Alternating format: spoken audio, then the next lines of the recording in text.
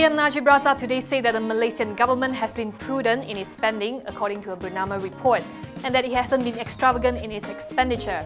Najib elaborated by saying that the government cannot be hasty to spend and be drawn into spending, and that if it needs to borrow, it must be for a productive investment. He also said that Malaysia was on the right path to a balanced budget despite the current global uncertainty.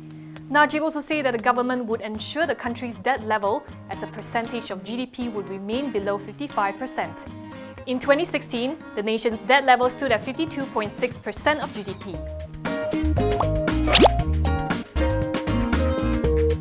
National utility giant Tenaga Nasional's second quarter net profit increased 12.2%. This was mainly due to lower over-recoverability of imbalanced cost pass-through recognised as a result of higher average coal prices.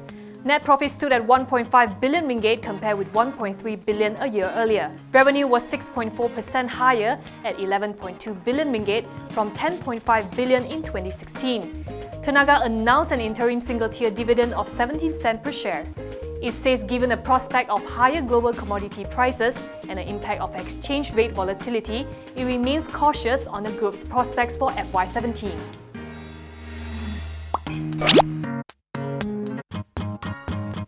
Maxis' net profit fell by 2.5% during the first quarter of 2017 due to higher business costs as network and marketing expenses went up.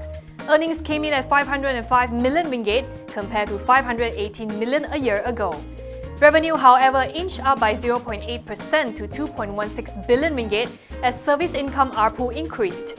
According to Maxis, its service revenue remained stable at 2.13 billion ringgit in spite of intense price competition.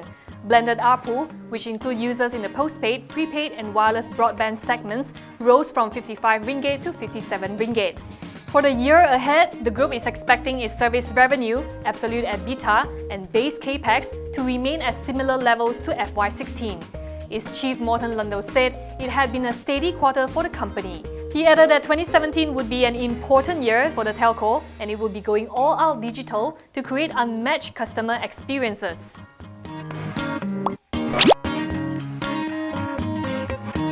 Westports Holdings' net profit for its first quarter dropped by 17% due to the absence of a one-off gain on disposal of investment last year and higher fuel costs.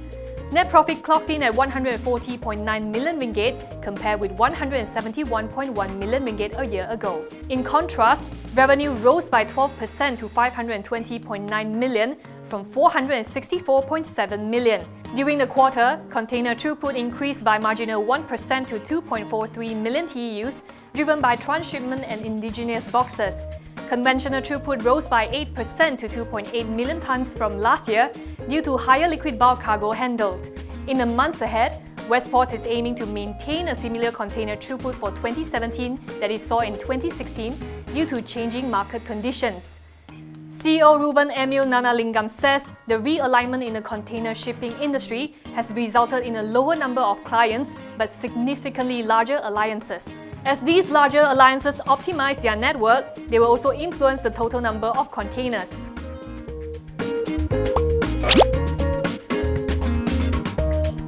Astro Malaysia and Turner Asia Pacific have formed a JV that includes the co-ownership and joint production of Asian content for Warner TV. According to Astro COO Henry Tan, the pay TV provider's focus is to deepen its involvement in content creation and ownership, and it will do so by partnering and learning from its peers in the region.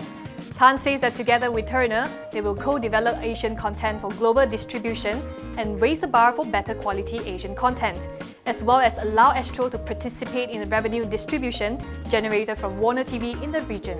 Warner TV is available on 22 platforms across 15 Asia-Pacific countries. It is known for titles such as Good Behaviour, Lethal Weapon, and DC titles such as The Flash, Supergirl and iZombie.